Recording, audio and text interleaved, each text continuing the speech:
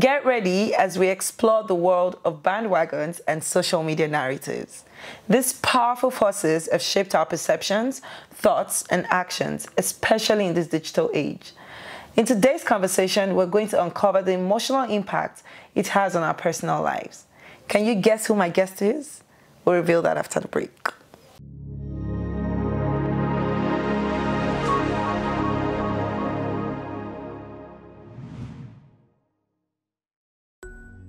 Welcome to Doing's Corner, a show where stories are shared, connections are made, and emotions run deep. Come with me as I bring to you heart-to-heart conversations with your favorite celebrities. I promise this is not just a talk show. It's a journey of emotions, shared experiences, and genuine connections. On the second season of Doing's Corner, I'll be bringing the human side of stardom to the forefront. If as a religious leader you have another business, you're working, doing your thing, and you're making your money, oh please, enjoy your life. It's not real life. Right. It's your craft. You're putting up a show, meaning you go home at night, you take your mask off. I think my first thinking is not, oh, my career. I'm a human being first. Right. That's, to me, it's like, as long as I'm doing what feels right, I'm not worried about what someone says. If anybody should do this same stunts, if anybody should pull the same stunts with me now, I'll just be laughing because I mean, my dad did. So if you see something wrong that is going on in the industry, you would not want to say it, because if you say it, you enter the bad books of the industry. So stay tuned as we unlock the minds of the stars, one conversation at a time. My name is Doing David, and I remain your host.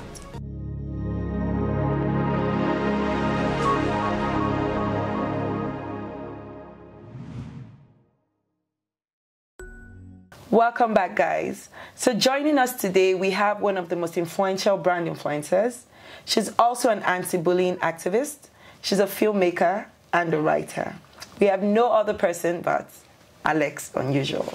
Thank you so much for coming, babe. You look so beautiful. Thank you. I love what you're wearing. Love your earrings. And you smell really good too. Thank you. So today we're going to be talking about bandwagon and social media narratives. Okay. But before we start the conversation, I want to ask, what do you understand by bandwagon? Can you define it? To the best of my knowledge in this context, bandwagon is a trend that's so cool, everyone wants to jump on it.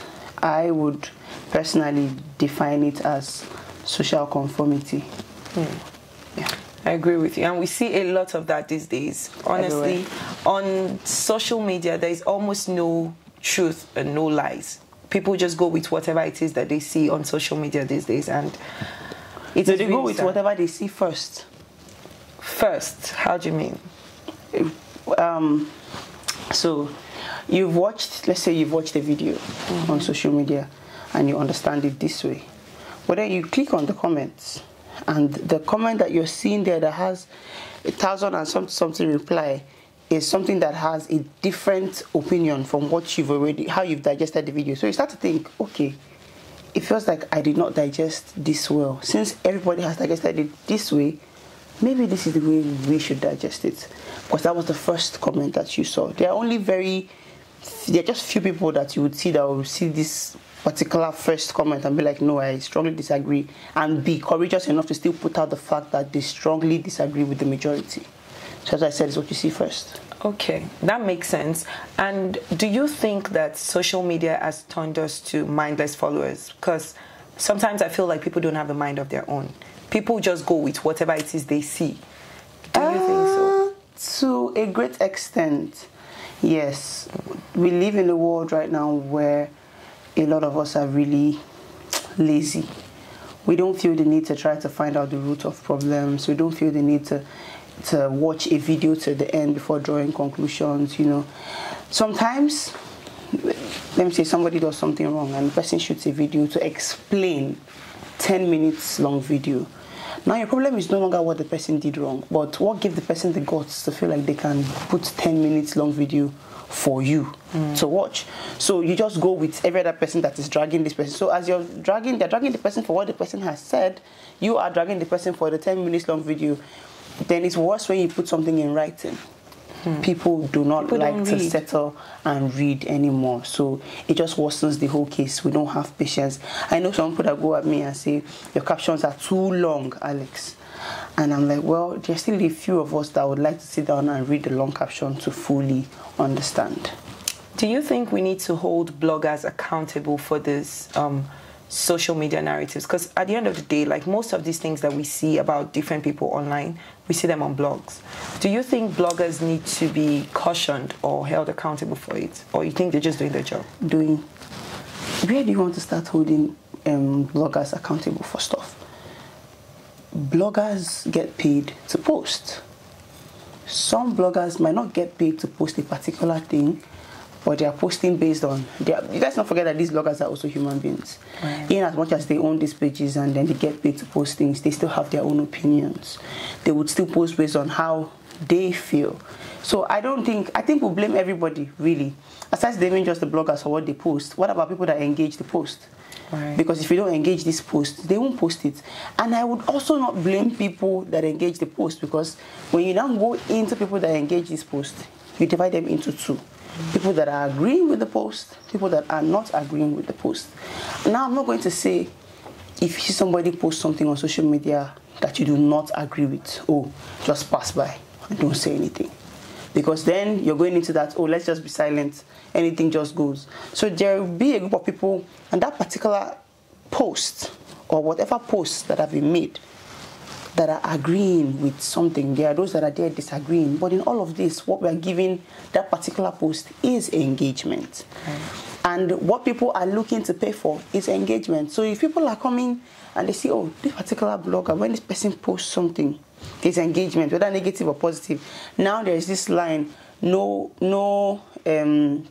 engagement, no publicity is wrong publicity. That's what they say. I don't agree with that. I know fully well, or I am convinced that there's wrong publicity. I do not like anything wrong publicity when it has to do with me. But some other people don't care. As long as it's publicity, they pay the bloggers and they post these things. So aside blaming bloggers, I blame both the bloggers and both people that are engaging. It's like I'm blaming the whole world. I blame all of us. But I mean, if you say some publicity is bad publicity, in this part of the world, controversy is what sells.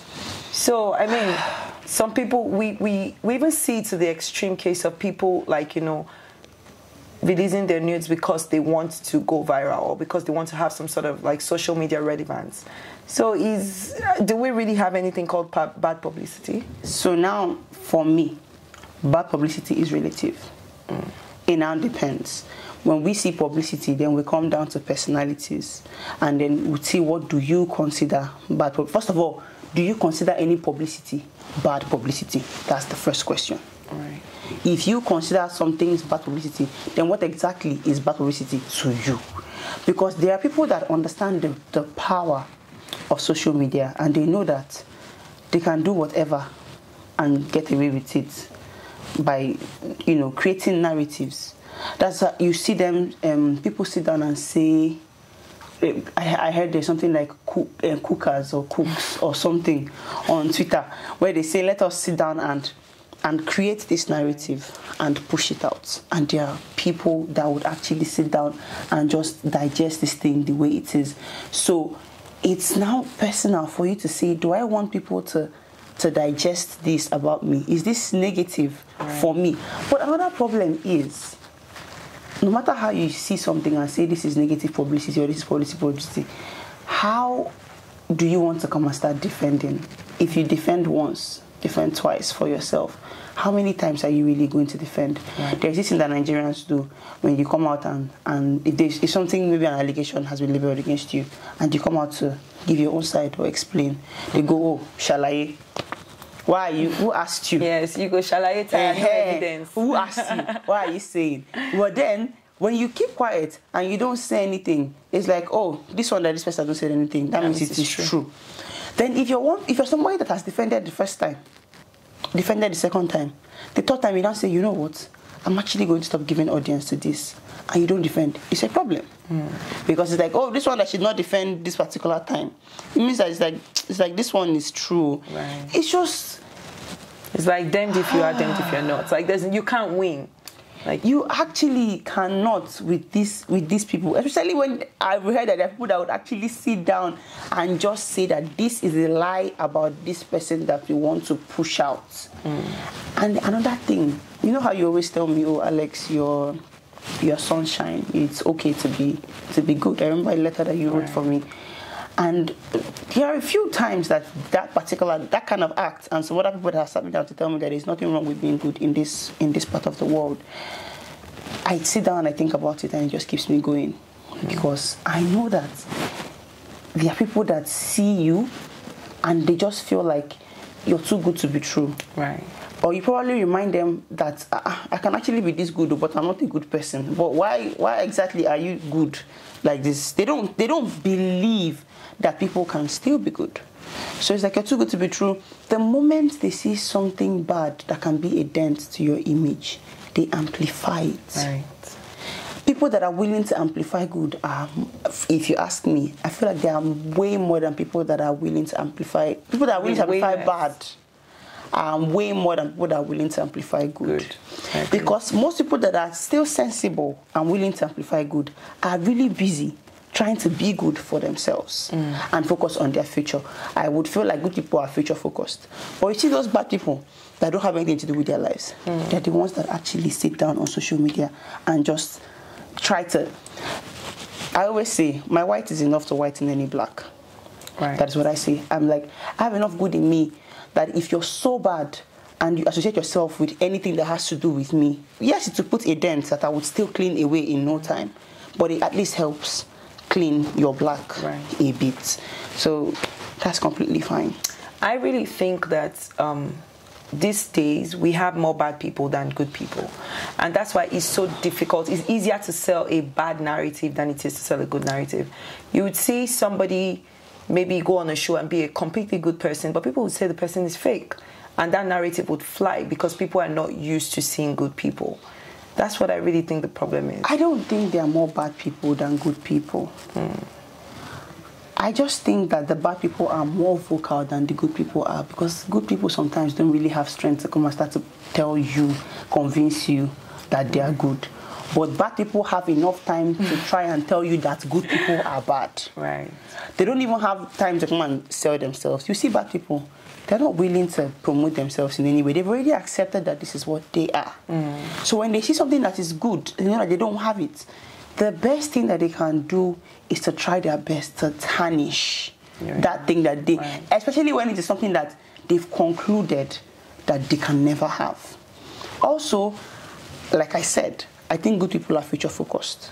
I will talk, let me use my fans, for example. They say you attract your kind. And I would have somebody that would say, oh, it's good to be nice, it's good to be this, it's good to be that loves Alex. But if I'm attracting my kind, I like to believe that people that love me are also people that focus on the future. They are working. I somehow found a way to just block out all the noise and just focus on working, you know, the impact that I want to make on lives. And I want to believe that some people have loved me just for that part of me. So I attract my kind. My kind, they're sitting down in their offices. Right. They are working. They're not going to be on their phone. They're not going to be on their phone 24/7. So it's like when something happens and you say, oh, a lot of people are not defending Alex. Well, people that love Alex are serious-minded people, like Alex. So they come back later in the evening when they go to like, this is what he said about this girl. That's not nice. They look like a lot of people. I'll use you as an example. We don't have it. You know, when I always tell you that doing is like this. I would always say, doing is put together, doing is a lady, doing does not like stress, all those things. People that you attract that are like you, because I know that you're very opinionated. Yes. But you can have people that are like you that are like this. And most times, why yours is even shocking and different to me, it's like you're like this, but your mouth is not like this. So when we come to people that are like this, there are a lot of them that are like this and don't like to talk. Right. You would not expect those ladies that with their hairs properly laid and their makeup done and all those things to come and sit down every day and start to fight. So when the guys goes, oh, Doyin does not have fans. No, Doyin does not have the kind of people that are willing to meddle in the mud. Right. That's how I process all of this. I agree with you. Okay, so you've been in the spotlight for a long time now. It's been a few years, and you've managed to remain, relevant for a long time. What social media narrative would you say has affected you the most about yourself? This is funny. You know what? Okay. Pause before you answer that. Let's go on a quick break, and we'll be back.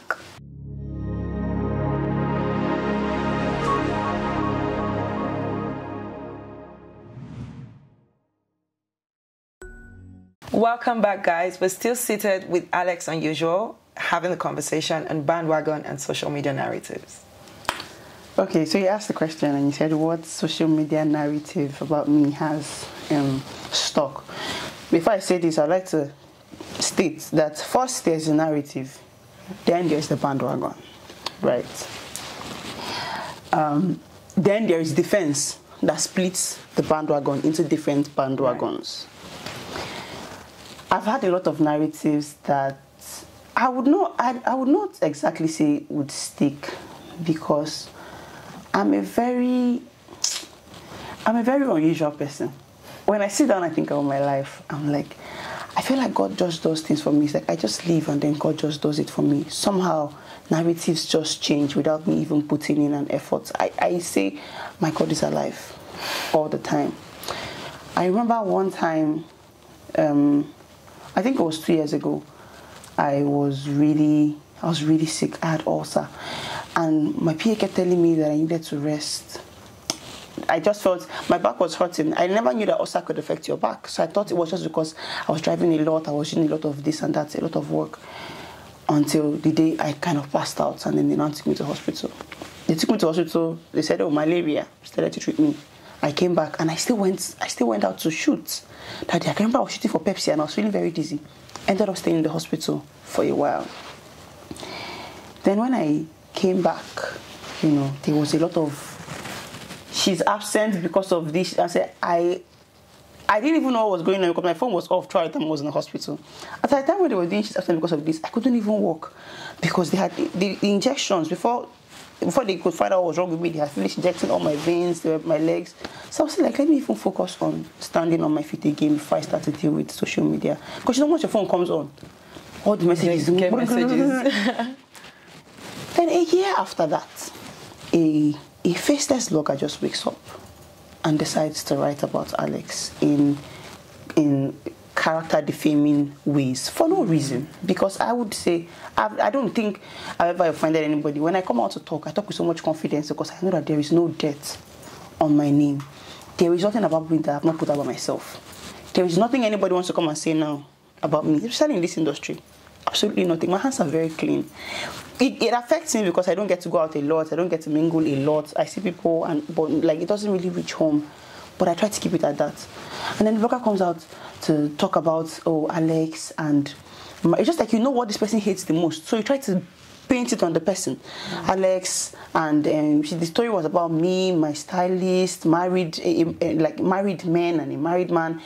It was lesbianism. Oh, wow. A lot of things that they said that I had done. As always, when I see things about me, that's if I even see them, I would really just let it pass. It's like, somebody's going to do something the next moment. You guys are still going to post something else. Like, I can't be your problem. Mm-hmm. Especially when it's something that is worthless. I'm like, it just sounds crazy to me. When I read this, I just sit there and I'm laughing like, really? And now I understand that there's a particular cook that they cook. So now I'm like, so you also come to cook about me. And that's fine. But I had a children event that I was planning, an anti-bullying event. Really doing, what am I teaching kids if I would not teach them to know when to speak up for themselves? Right. What am I now teaching you about anti-bullying? Because it's not everything that they do that you just sit down and take, right? Even if you're just going to sit down and take, let's say that you've put out a warning, or they know that you're not even going to react. So that particular one really got to me because parents that were already anticipating my event started to send me messages. They're like, Alex, I think you really think you should debunk this. This is not nice. Especially if we always release our kids to come and sit down and have chats with you. I wouldn't have said anything if it did not affect my work. That's one thing. I don't joke with. I know how hard I work to build myself. I don't joke with my work. And at that point, it was really affecting me. It was affecting companies. a school had sent me a message to say to cancel a deal that we had already concluded on, and it hurt me. I think it was the moment I got that message from that school that I broke down. I'm like, but why do people do this? Like, why would you just sit down and know that this is a lie? And you're writing it with so much confidence, not thinking about how this thing is going to affect this person's work. Right. And that was the first time that I actually put out. Did you ever reach out to the blogger to try to say, oh, this is not true? No, all I said, I put it out on my page. I put it out in public, and I said, come out with your proof. And I kid you not, if there was any proof, the person would have brought it out. But there's nothing. There's nothing anybody has against me. There was no proof. And I gave them days, not just 1 day, not hours. I gave them 2 days. I said, can you bring out something? And there was nothing to prove what they had said. I wasn't even interested in, because that was so much drama. I don't like drama. Right. And that was so much drama. That was even me involving in it. So after that one and the uproar from all of that, I just told, and I had said it there, I said, don't ever expect me to come online and address anything again. And that was it for me. So from now, when I see these things, it's just funny. And then why I talking about that particular one is because that was not the one that stuck. Because I've seen that when people want to say things about me, they said, was it not you that so and so, which is the bandwagon effect that I talk about. Now you didn't see anything to prove that. There was no proof, there was nothing. Just because this person has said it, some people didn't even see it on the blogger's page or my page or anywhere. They probably just heard about it, a random conversation, and then the way I see this thing in my head, I'm like, let me use Doing, for example. There's a particular compound where the girls, they are just not expressive, that they don't understand you. You know when I say yard, I mean compound that people are living upstairs, it's a hole where they come down to do moonlight stories in the night. And these people have sat down to discuss that they don't like you. And everybody, a lot of them they don't like, maybe only 2 people that like you. Then one day there's just something bad about you on the blog. They go and call everybody and they sit down. And they're like, finally, I told you. Then this one will comment. Say, what did you comment? Another person will comment, say, let me add. Then this person will comment, this one will comment, this person will comment and say, it's true. People were even saying, I've seen her in so and so place before. I don't even know the names of these places. And some people probably like somebody else and don't like you, or like other celebrities and they don't like you, or they're just really insecure. When they look at you, they're like, oh, why would God bless one person like this? So all they are trying to do is find a way to destroy it. But those things stick. Sometimes I think they forget that life is a continuous journey. They would also get to parts where people might get to talk about them too. Next thing you start hearing, I can't take this. I want to. Some people have sent you messages before about things that they're going through, forgetting to delete the things that they've said to me in the past. I wouldn't give away. You just come, please, man. I need clothes for work. I've not gone. But the insult you gave me is still there in the DM. Oh God, these fans, they are something else. You know, I always say these things like, when I see negative things about myself on social media, I'm not even bothered anymore because I'm like, oh, this person probably doesn't even believe what they're saying. They're just probably saying it because, oh, maybe they're just trying to support their own faith, or they're just trying they want to sound mean. They just want you to be angry. They just want to get under your skin. So half the time they don't even believe what they're saying. But there's something that I saw on Twitter recently where someone said there are actually celebrities that pay fans or say to their fans to elaborate a particular narrative or to start a narrative and, you know, make that narrative stick. Do you believe that? Do you believe that there are celebrities that do that? Yes, I believe that there are people that do that. Why they do that, I don't know. Is it good to be on people's lips? Well, yes. It attracts brands. It gives visibility. But in what way are you on people's lips? That one is not even... That one, I just see it as probably telling your fans to promote you. The one that I find But not to promote them, to maybe promote something negative about somebody else. Yeah. I remember when I was going back on the show, and they were saying money for PR. And I'm wondering, I think I'm enough PR for myself. I don't understand why I need to money for PR. And then some bloggers that have spoken to me at the time that had reached out, they're like, oh, Alex, please, you need, I heard that you're going back into because, I mean, they heard the names of people that are going back now. I heard that you're going back into the house. I would advise, this is my rate card, whatever, if you want to pay me for cooking, for narratives. And I sat down to have a meeting with like 2 or 3 bloggers. 2, actually. One is not a blogger, it just has a page that actually posts up. And I said, oh yes, 2 of them said they've been paid by some people, like some of the housemates, for promotion. Yeah. So I'm like, okay, that's for PR now, to promote them. But I feel like anything I do, I already know myself. I don't need to be intentional to be on people's lips, right? God just does it for me like that. But then they said, oh, someone already paid, and that's going to work against me if I don't. But I'm like, okay, then so be it. One thing I know that I would never have the heart to do is to deliberately try to tarnish somebody's image to the extent of paying for people to tarnish somebody's image. That's barbaric, if you ask me. But bloggers are waiting for the money. People, it's not even, that one is even good that you're paying somebody to tarnish. What about people that come to sit down together and say, oh, we need to fight. Let us, people do that. Let us fight. Yeah, just to stir up something on social media. Quarrel. And I'm like, how do you sleep at night? You sit down and you're watching this thing go on. People are abusing themselves because of you, because you know that they would, even if you're a thief, even if you're Lucifer, you must have fans. You'd have people that are Lucifers like you. In fact, the Lucifers even have more fans. They have more fans. That's just the truth. Because of how bad the world is right now. And also because if you're on the path of good, it's harder. True. It's harder to be on the path of truth. It's harder to be on the path of good. You have to be dedicated and you understand that all things are going to come from me, but I do not care. So imagine 2 people that now come out and say they want to fight. This person's fans are going, and they always involve people's, hey, they involve everything, generation, this other people are going against it. And you at home, drinking wine, saying yes. I have a friend that has fought me online before. I did not have strength to reply her online because that was just, it's Coco. I know that. You mentioned that before. Because Coco, once he gets her head like this, she just sees red. But that's why we're friends, because we're like 2 different sides. So once Coco is angry, I would understand how she would react to it. And you would even know that it's not from her heart. But when she does that, I just drive straight to her place. The funny thing is, before I go from my house to her place, she's already calm. Like she would not open her door and say, idiot, no be you there. And that's it. But the fact that people will just plan this thing and see their fans going at each other and each other's families, and they're like, wow, we've done a good job, this is good, and on people's lips.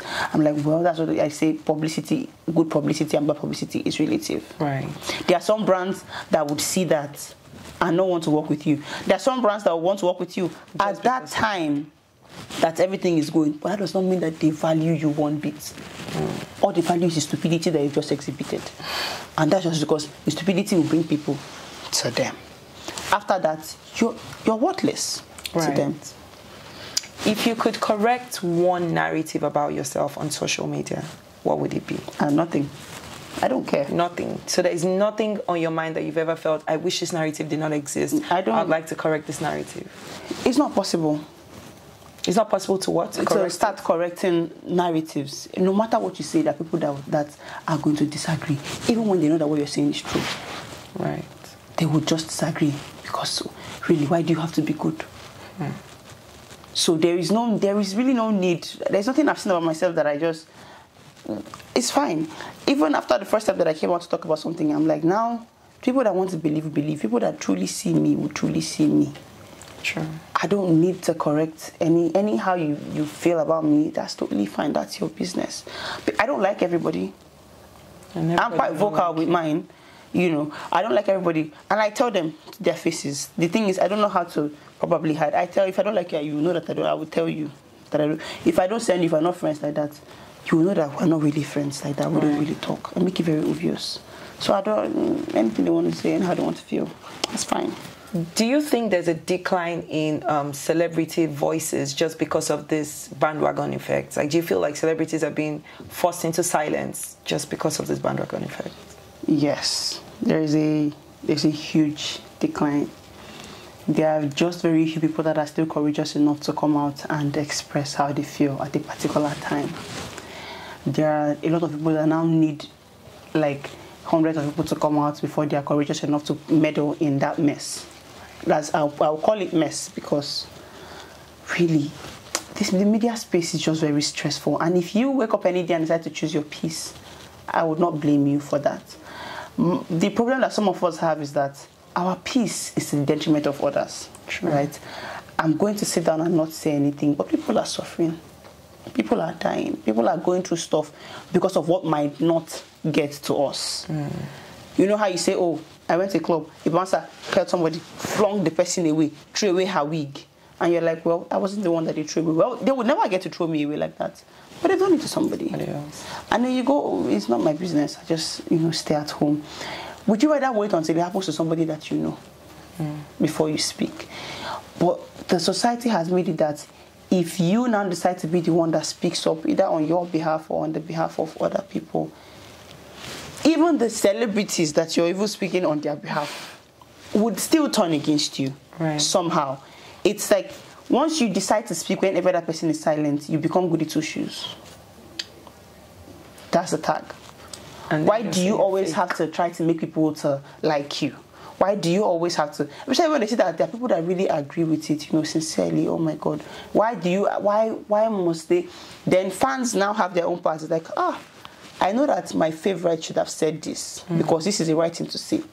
But since my favorite is not the one that said it, I'm going to make sure that the other person looks bad for being the one that said it. The bandwagon. So celebrities would rather just, keep quiet and not say anything. The drugs that you get for keeping quiet is less than the drugs that you will get for coming out to talk. For me, I just feel like some things are a waste of, especially when it has to do with me. It's a waste of energy, waste of time, waste of strength. I don't care.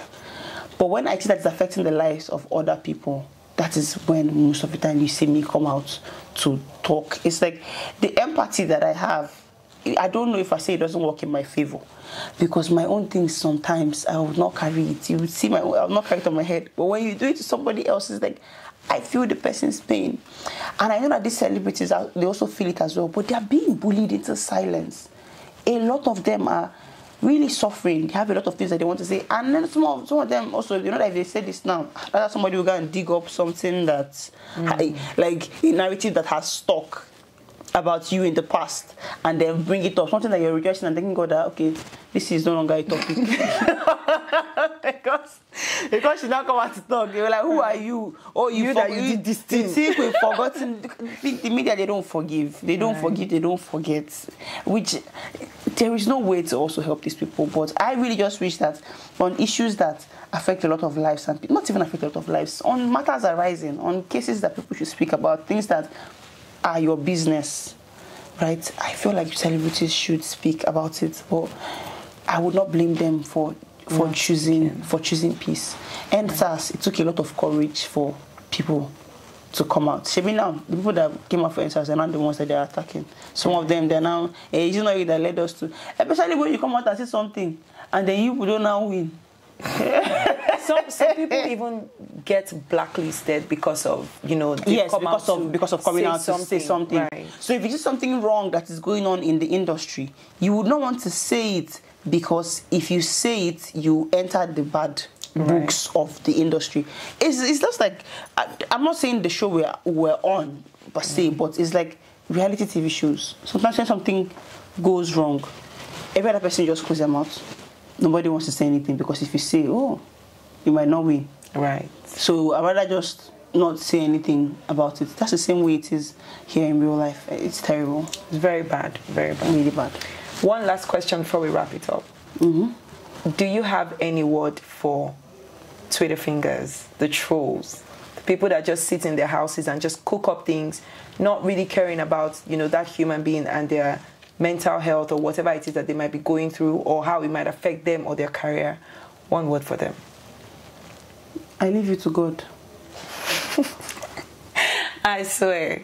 It's that short. Yeah, I leave you to God. It's so, I can't waste my strength and energy coming to, they're not what words from Alex Unusual. True. That's me bringing myself down with the mud. True.